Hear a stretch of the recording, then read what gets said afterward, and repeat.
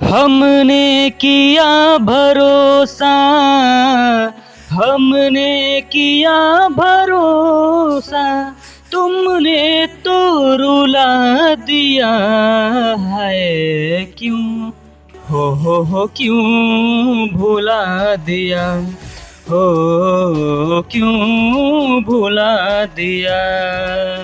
माना कि इश्क है खता, माना कि इश्क है खता, तो हाँ ये खता किया है। क्यों हो क्यों भुला दिया, हो क्यों भुला दिया।